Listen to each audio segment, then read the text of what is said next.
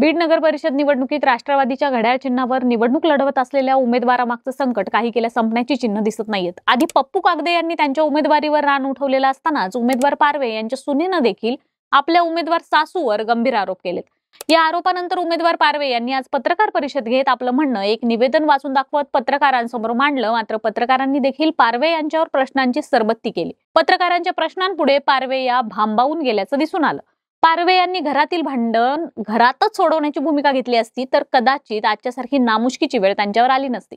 नेमकं या पत्रकार परिषदेत काय झालंय, बीड नगरपालिका निवडणूक विकासाच्या मुद्द्यावरून सासू सुनेच्या भांडणांपर्यंत कशी जाऊन पोहोचली हेच आपण या व्हिडिओतून पाहूया। नमस्कार, मी अनुजा आणि तुम्ही पाहताय कार्यारंभ। 2 दिवसांपूर्वी पायल पारवे यांनी पत्रकार परिषद घेत आपली सासू प्रेमलता पारवे यांच्यावर गंभीर आरोप केले। त्या म्हणाल्या होत्या, जे सुनेला न्याय देऊ शकत नाहीत ते जनतेला काय न्याय देणार। त्यातच त्यांनी सासू पारवे या पैशांसाठी छळ करतात, तुकडे करण्याची धमकी देतात, माझ्या लहान मुलाला त्यांनी जबरदस्तीने ठेवून घेतल्याचा आरोप यावेळी केला होता। त्यामुळे प्रेमलता पारवे कौटुंबिक वादामुळे अडचणीत सापडल्यात। तर 5 दिवसांपूर्वी रिपाईंचे पप्पू कागदे यांनी पारवे यांच्या उमेदवारीबाबत गंभीर आरोप केले होते। आज या सगळ्याच आरोपांना उत्तर देताना पारवे म्हणाल्या, मी आयुष्यभर सरकारी नोकरी केली, तलाठी म्हणून, मंडळ अधिकारी म्हणून शेतकऱ्यांच्या बांधावर जाऊन काम केले, नायब तहसीलदार पदावरून निवृत्त झाले। आज बाबासाहेब आंबेडकरांची लेक म्हणून लोकशाहीच्या या उत्सवात सहभागी आहे, पण काही बांधव आणि राजकीय विरोधक मतांसाठी अत्यंत खालच्या पातळीवर जात आहेत। कौटुंबिक बाबीवरून समाजात गैरसमज निर्माण करण्याचा केविलवाणा प्रयत्न चालू आहे। माझ्या मुलाच्या गंभीर आजारपणात त्याला सोडून गेलेली त्याची पत्नी म्हणजेच माझी सून आज राजकीय हेतून प्रेरित होऊन आरोप करते। नवऱ्याच्या दोन्ही किडण्या निकामी झाल्या असताना पत्नी म्हणून साथ देण्याऐवजी सोशल मीडियावर फिरणाऱ्या त्या महिलेचे आजचे आरोप हे राजकीय कटकारस्थान आहे। मी आई म्हणून स्वतःची किडनी दिली, त्याचे भांडवल करायचे नाही, पण विरोधकांनी महिलेविरोधात एवढ्या खालच्या पातळीला जाणं हे दुर्दैवी आहे।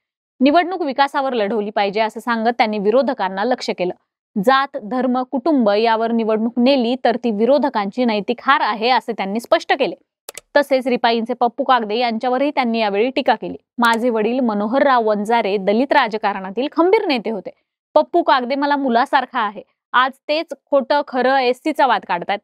निवडणुका येतात जातात, पण एवढ्या खालच्या पातळीचे आरोप करणे योग्य नाही। पप्पू कागदे माझ्या मुलीला रखेल म्हणतात। डॉक्टर बाबासाहेबांनी दिलेल्या संविधानानुसार आम्ही कायदेशीर विवाह केलाय, आम्हाला तो मान्य आहे, पण कागदे यांना नाही। एका दलित महिलेला राजकारणात पाहून त्यांची पोटदुखी सुरू झाली आहे। भीमाच्या लेकीवर असा खालच्या पातळीवर वार करणार आहात का, असा सवाल देखील त्यांनी पप्पू कागदे यांना विचारलाय। एकीकडे प्रेमलता पारवे या सुशिक्षित उमेदवार म्हणून राष्ट्रवादी काँग्रेस पार्टीनं नगराध्यक्ष पदासाठी मैदानात उतरवल्यात। मात्र निवृत्त नायब तहसीलदार असलेल्या पारवे यांना स्वतःवरील आरोपांना उत्तर देण्यासाठी देखील दुसऱ्यांनी लिहिलेलं निवेदन वाचून दाखवायची वेळ आली। पत्रकारांनी त्यांना तुमची सासू सुनेची भांडणं सोडा आणि शहराच्या विकासावर बोला असे म्हणत विकासाविषयी प्रश्न विचारले। त्यात शहरातील मतदारांची संख्या किती, महिला मतदारांची संख्या किती हे देखील पारवे यांना माहीत नव्हते।